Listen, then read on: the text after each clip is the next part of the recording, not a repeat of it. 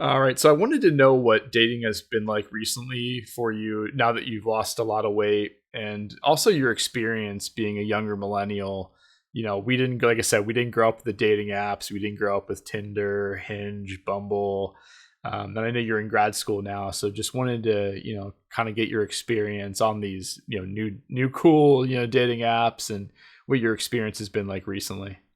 Yeah, and I appreciate you opening the floor for this too. I think this is something important to talk about, and I want to hear your experience as well.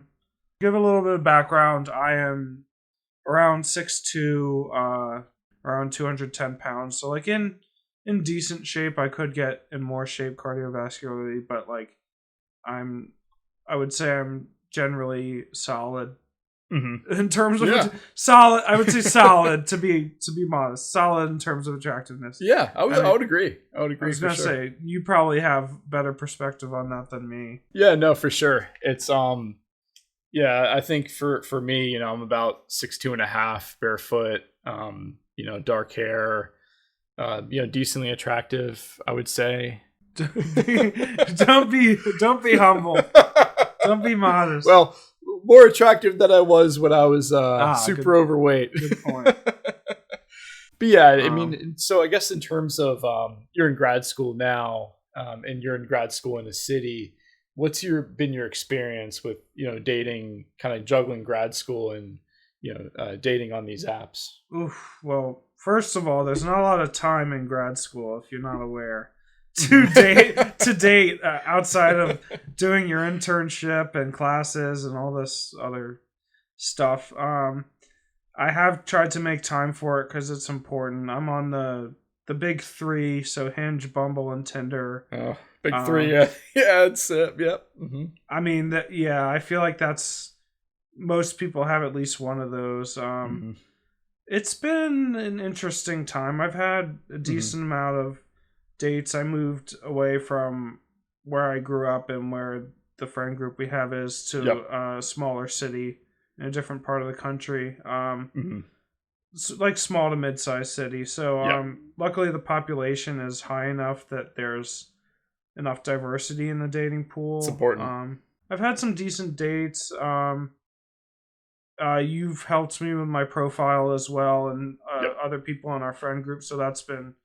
I feel like if I had to send a message out to other people, I used to be very hesitant to ask for advice or get advice on dating, and especially like dating profiles. And Yep. once you open yourself up to getting perspective from other people, because everyone Hmm. has their own experience and they know what works in certain situations. So like I've been helped a lot by my friends about that. Yeah, I think that's a good point you bring up. Like constructive criticism is so key because like I remember when I was using like Tinder, Bumble and Hinge like kind of like back in, 2015, 2016, 2017 when I was still like in the process of like, getting down to like a weight where I felt comfortable. Yeah, for I sure. was using like old photos of me when I was like very overweight and I wasn't dressed well in them and I was getting like very very little matches. And Mm-hmm. then I Yeah. remember in 2018, once I felt like I was in really good shape and, just overall like looked a lot better. I remember I reached out to a friend of a friend who did like professional photos. And essentially, he got me some good professional photos where one of the photos I was wearing a suit, one of the photos I Yeah. was wearing more casual wear. And then I had a couple other photos. Like I think I posted like a dog photo and photo of me like hiking. Classic dog photo. Yeah, those can tend to do well.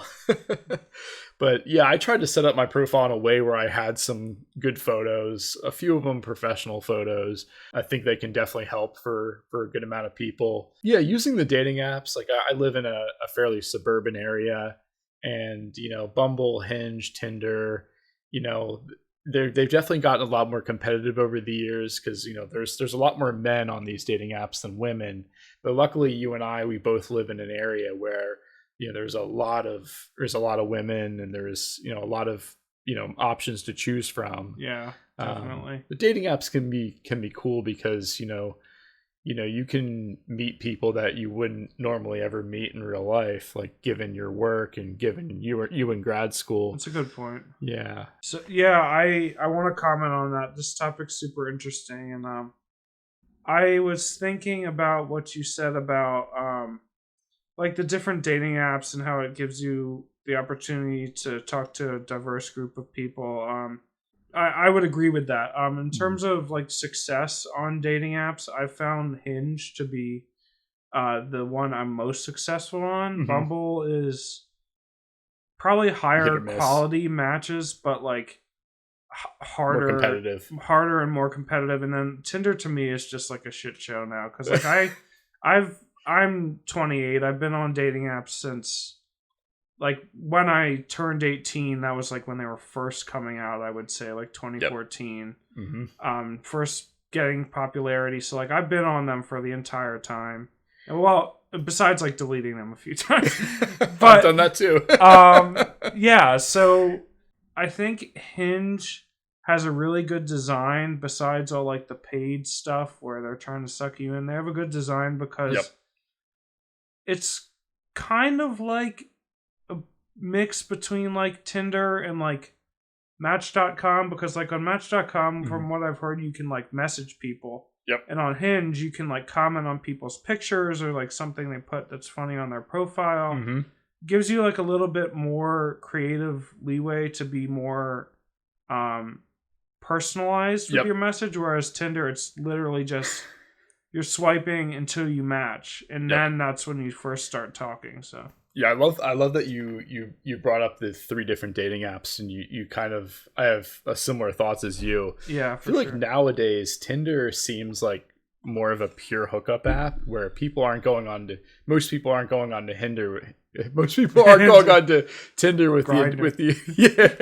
with the intention of like finding a relationship. Most people are going on Tinder to look for a hookup, and I've definitely noticed that over the past 4 or Yes. 5 years. Whereas with Hinge, Hinge, you have the voice prompts and you have like the text prompts, The voice prompt. so Yeah. you're able to kind of, I mean, you can like just kind of be funny, use some sense of humor.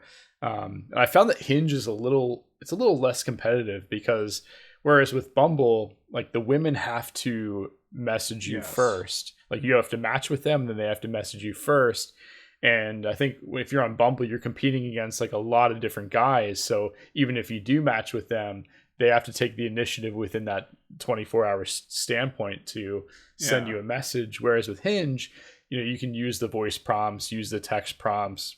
I found that I've had the most success on Hinge as well, just Yeah. because of Definitely. the different prompts. And I feel like with Hinge, the most women are looking for like long-term relationships. I found women are looking for Yeah. relationships on Bumble as well, but you do have a little more of women going on there and getting a lot of matches and not messaging most of the guys, whereas with Hinge Yeah. they're kind of looking more, I mean, obviously your photos are the most important, but after a woman finds you attractive and she's looked at your photos, a lot of women do look at your bio, and your prompts and comment on them from time to time. So Yeah. I totally agree that Hinge is probably the best dating app that's out there. Yeah, I'm in total agreement, 100%. I wanted to. That gives me. I have so many thoughts on this. In terms of, I think you said a lot of insightful things about like the breakdown between all the different apps. Mm-hmm.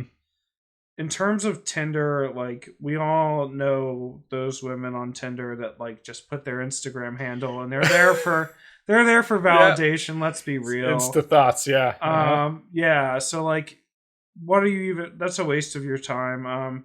Bumble. If you think about Tinder and Bumble, like think about on Tinder how few women will message you first when you've matched with them, and then think about Bumble, the women have to message first. So I think your Yep. point about like women getting like 100 matches a day, maybe that's an exaggeration, but like getting a lot of matches on Bumble, like are they really even going to go through all those in terms of like who they're attracted to, or are they just going to message a few of those people? And then Hinge, I really like it, and I think people are able to show their creative side. They keep inventing like new new things to put on there. That's where I'm trying to think of the most recent dates I went on, where which apps they came from.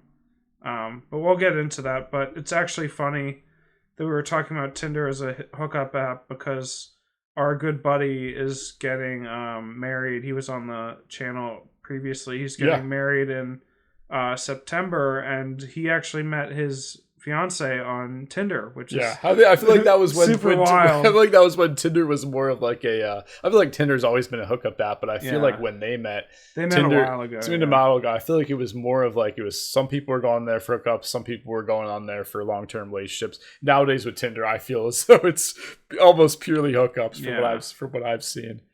I was gonna say, not to like shit on like any app in particular, because like I think Tinder is pretty low quality these days, but like you never know what you're gonna find on each app too. So I think keeping your mind open to that is important. Yeah, you also brought up a great point about Hinge that I didn't even realize until now. But with Hinge, I mean, the non-paid version, which I'm assuming like almost all women have, you're only able to swipe right, I believe, like 7 or 8 times a day. I haven't counted, but I think it's around lose there. Track, but it's very close to that. It's like 7 to 10, I think. So if they match with you, you're one of 5 to 7 guys that they match with that day. So there's a more of a likelihood for them to, if they found you attractive, obviously they're going to look at your photos, then they might look at your prompts.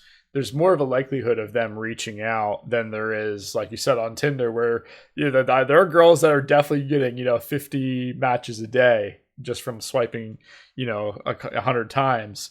But with Hinge, there's just more of a likelihood of them actually like messaging you. Whereas with Bumble, you can, there's like, I believe in Bumble, there's, you can swipe right, like, I believe like 40 times a day. And then, like I said, they have to message you first. So you can't really take the initiative there.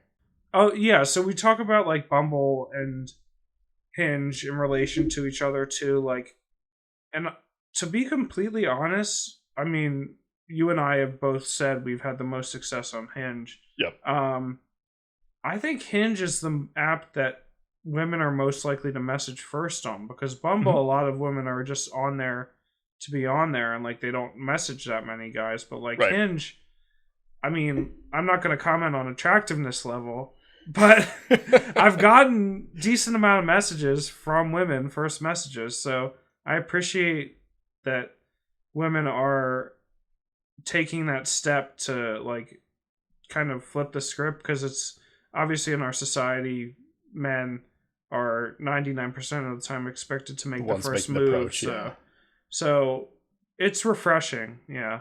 Yeah, I agree, man. I agree. I think if I pulled open all 3 of my dating apps now, I would definitely notice that I would get the most matches on Hinge. Obviously, Bumble, you get a lot of them. But yeah, Hinge and Bumble, I mean, Hinge in particular, that's, I would say, I found that the women definitely, I found that they take dating more seriously, and when they message you, they genuinely are interested to some extent.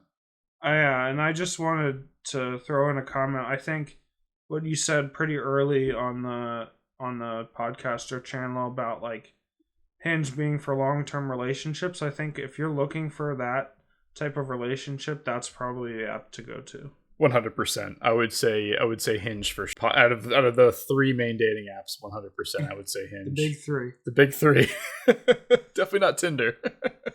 Well, yeah. In terms of, I'm glad to hear dating is going well for you, and you've gotten some experience since losing weight, and happy for you.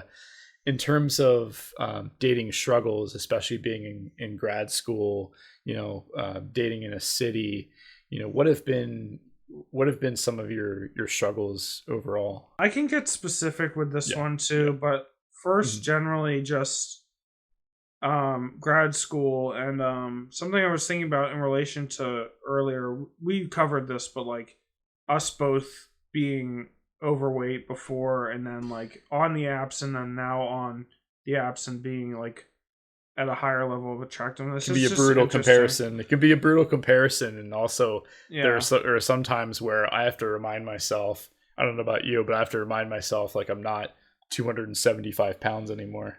Yeah, sometimes you still feel like that overweight college kid, and like that women are going to treat you like shit no matter what. So I think that's a feeling we both. I don't want to speak for you, but I feel like that's a feeling we can share. We definitely share it. But in terms of, yeah, I appreciate that. And in terms of, it's interesting because I think Hinge, we've talked a lot about it. Hinge, like, recommends a lot of women that are at my level of education now because I am in a master's program. So, like, first of all, not saying you have to be intelligent to get into grad school, because I've met a lot of people who are in grad school and are not the most intelligent. But like most of these people are either in their master's or doctorate, and like, so I've sort of become accustomed to more that type of people where the conversation is a little bit different than like, say I'm 19 and I'm on Tinder in undergrad. Not in the comparison or like one's worse than the other. It's just a couple recent dating experiences I've had. I'll talk about it in terms of like winter break because I am in that program, so I did get a few weeks off for break. There was this woman, probably the most attractive woman I've been on a date with, which is why this is so impactful to me. We went on our first date to the city I live in has a science center, which is more like a kids museum, kind of, but like my friends had recommended it to me, and he said him and his current girlfriend had been there on one of their early dates and like messed around, acted like kids. So that's basically what we did. Probably the best date I've ever been on. We started kissing like halfway through the date, and then we were like just doing it a lot the rest of the time. So it was good. Nice. And then things continued and went well. And the next weekend we went to PF Chang's, of all places. There you go.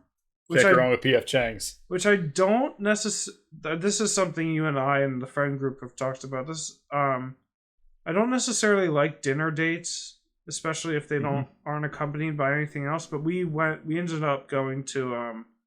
We planned on going to a comedy club to watch stand-up comedy, which I had never seen live. Nice. So that was like pretty awesome. The show was fantastic. To give a bit of background on what happens next, I was a little bit more anxious on the second date than the first. I don't know why, but I was just having a day where I had a lot of anxiety. It's kind of built up a little bit. Yeah, maybe because I wanted things to go so well. And we were like all over each other physically again on the second date, so I didn't think anything of it, but kissed her goodnight, texted her that I had a great night, and then texted her the next morning. She didn't respond for like a full day and a half, so it was already going downhill. And then asked her if she wanted to meet up one more time before I left for break, and she said she was in grad school as well, so she said she was going to be home on break and she was going to be busy, and then didn't know what to say to that because it was very hot and cold. Texted her the next day, and of course the message never delivered, so she had blocked me. So I never really got an explanation. It's tough. I know we'll get into ghosting and flaking too, but especially with how well the first few dates went, it was kind of a feeling where I was like, I think a good word would be like scorned. I know we don't.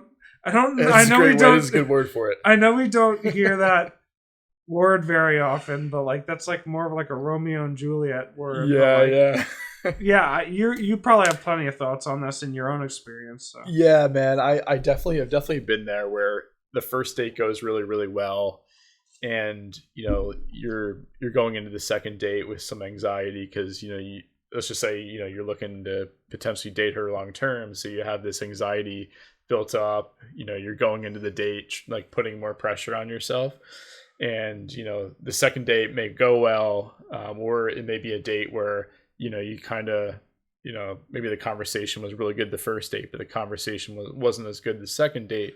Yeah, and you go home and you message them the next day, telling them you had a good time, and then you don't hear back from them that day, and the following day they might get back to you with, not with a text that's not a brief text that's not as enthusiastic as, when you went on that first date. Yeah, ghosting can be really tough, because I had a scenario where I had a first date with a girl and it went extremely well. Mm-hmm. We really hit it off. We had a lot in common, very attracted to each other mutually. Yeah. Went on a second date. I think I took her, I forget where I took her, but the second date, it felt like it went pretty well. And then I messaged her the next day. We texted a little bit. And then a few days later, I texted her again, and then I never heard back from her. So that's brutal, man. Yeah, ghosting's one of those things where, like, I think a lot of people, they hate it when they get flaked on. But I find that ghosting is actually worse, in my opinion. Like, it's worse, like, mentally than flaking, because if somebody flakes on you, let's just say you talked a little bit on, like, Hinge, and you had a date plan for, like, Friday night at 6, and at 5 o'clock, they send you a text saying they can't make it. Like, you haven't met them in person. You haven't built like a connection with them. Rapport. You haven't built much rapport. It's been over text or maybe over a FaceTime. Like, that's hard. That's easier to, like, deal with than going on, like, a really good date where you guys, made out, or, just connected. Like, you guys just hit it off well. Mm-hmm. And then that girl that you hit it off with well, just stops replying to you. Like, mentally, that's harder to deal with, because you're thinking in your head, you're like, wow, I guess I'm not even worth a simple text or a simple call or explanation.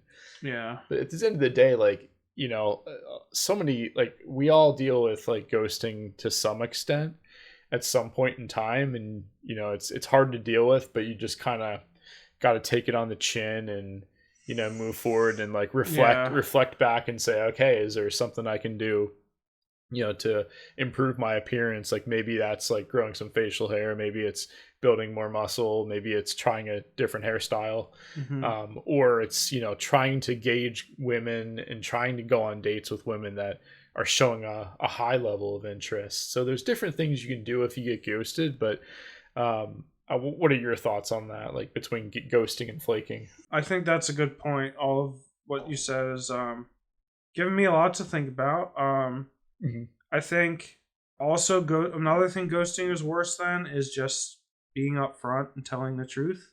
Yep. Because I'm not going to direct this at any gender, but all the men and women out there listening. If you're not into someone, it might hurt their feelings more to be upfront. It might hurt their feelings more upfront to be direct and truthful with them, but in the long run, they're gonna appreciate it more than you just going ghost on them and not giving them an explanation. Because my story it's been 2 or 2.5 months since it's happened, and I'm over it now, but, like, it's just painful. Yeah. I think something this not exactly related, but something in terms of dating that's been helpful for me. You brought it up in the context of flaking, is when you're first talking to a woman on a dating app or you get her number. I think something that's been helpful for me to do is, like, have a FaceTime or have a phone call. Agreed. Because I've done this with multiple women, and you don't really know what you're dealing with until you get on FaceTime or a phone call with them. You have to hear the tone of their voice. Like, they could have an annoying voice. That's like a superficial thing, but, like, they could just have a affect that's, like, completely different than what was over text. And another interesting thing is I matched with a woman and I proposed a FaceTime to her, and she said she wouldn't be comfortable with it because she would rather meet up on the first date and have that be the first interaction. So I was almost immediately, like, red flag. I think you dodged a bullet there. Red flag, yeah, that fizzled out. So yeah.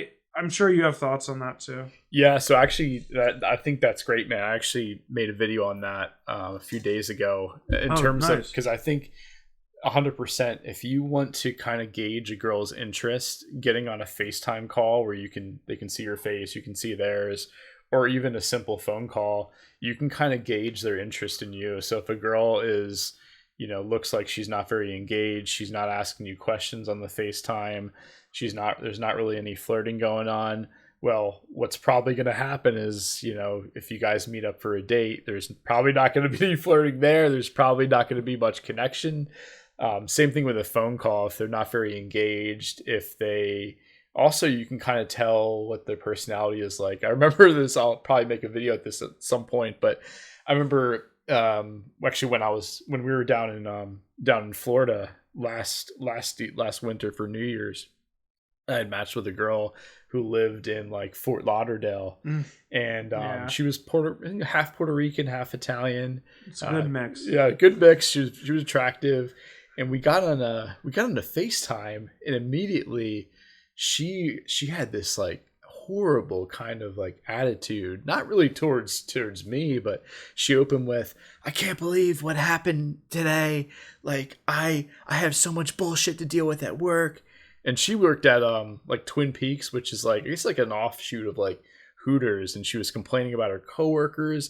And this was all in the first like 10 minutes of the FaceTime. Yeah. And she was asking me, she's like, are you a cop? And I was like, what do you mean I'm a cop? She's just like, because I really like cops.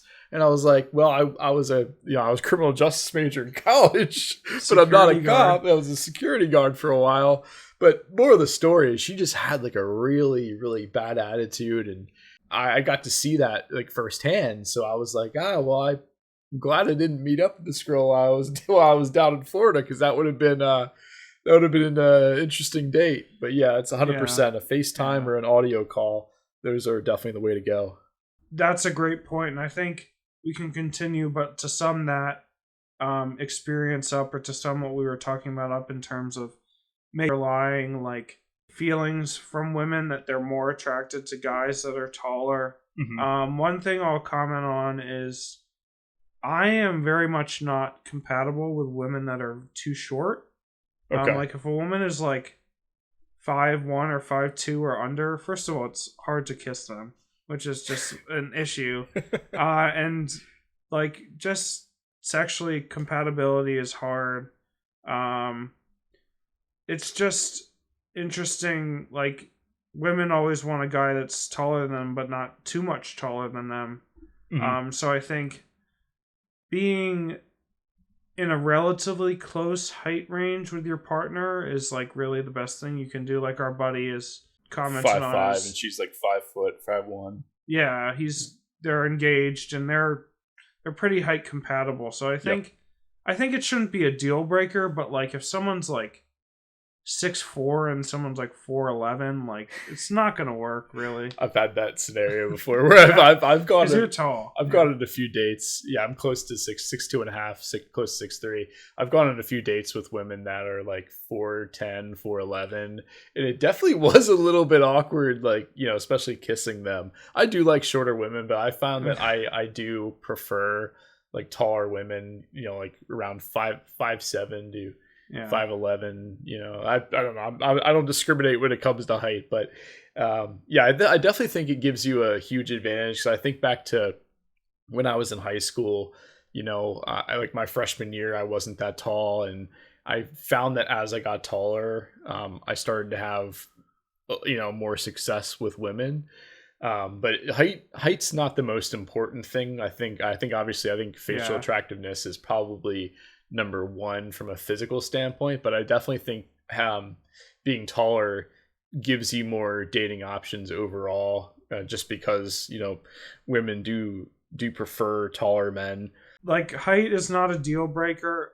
I guess you could just say it's a factor in like what you're looking for and what your preference is. So well, thanks for coming on, man. I really appreciate you talking about your experience in dating, rejection, flaking, ghosting. It's been great to hear your perspective on everything. So thanks again for coming on. Yeah, I really appreciate the invite. I'm looking forward to seeing the growth of the channel. I'm really proud of you for what you've done here, and I think you're giving a voice to an important like set of issues, and I enjoyed being part of this 3-part podcast.